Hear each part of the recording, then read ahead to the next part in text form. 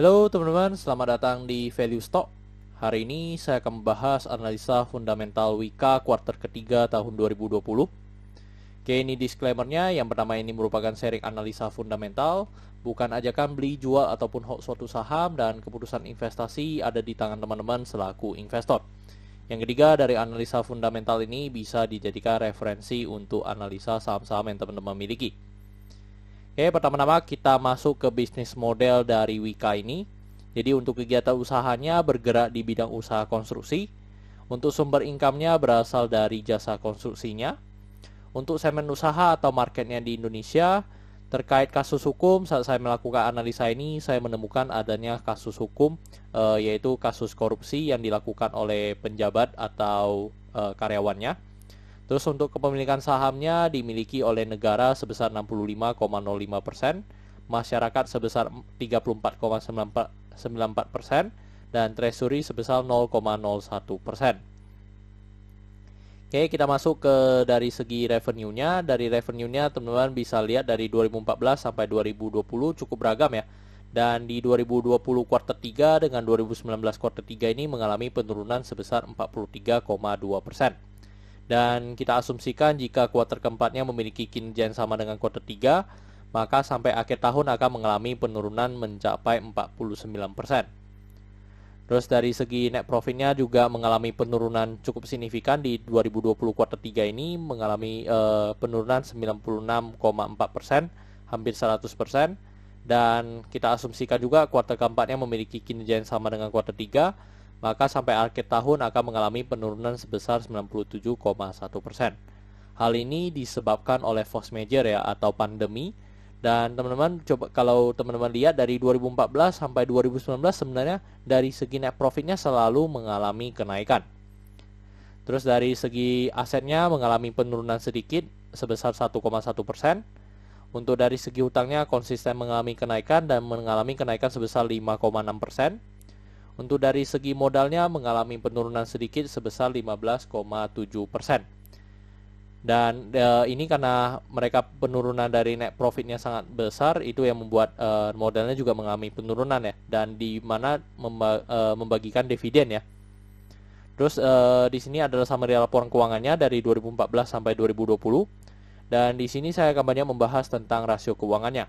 Yang pertama adalah MPM. Jadi teman-teman bisa lihat di 2020 ini MPM-nya hanya di 0,48%. Dan kalau kita bandingkan MPM dari 2014 sampai 2019, sebenarnya kita bisa melihat bahwa rata-rata mungkin MPM-nya sekitar 7% ya.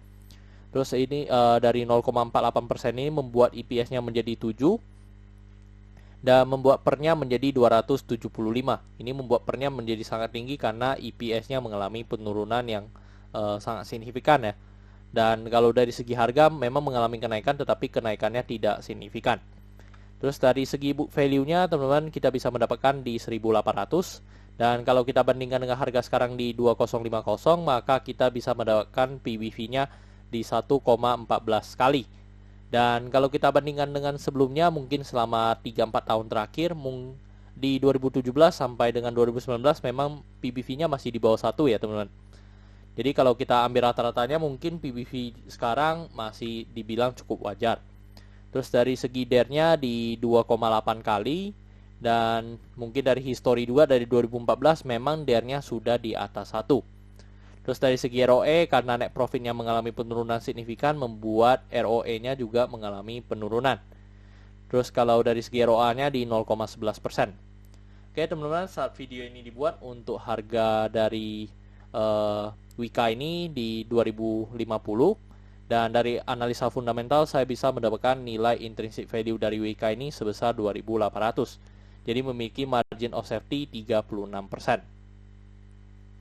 Oke teman-teman, ini adalah kesimpulannya. Yang pertama dari produk dan jasa saya berikan status oke karena infrastruktur ya dan dimiliki oleh negara, jadi mampu bertahan 5-10 tahun ke depan.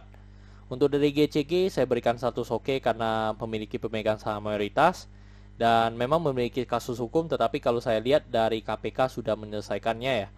Terus dari segi revenue saya berikan status oke walaupun mengalami penurunan, dan itu kan disebabkan oleh force major, tetapi dan penurunannya masih di bawah 50%.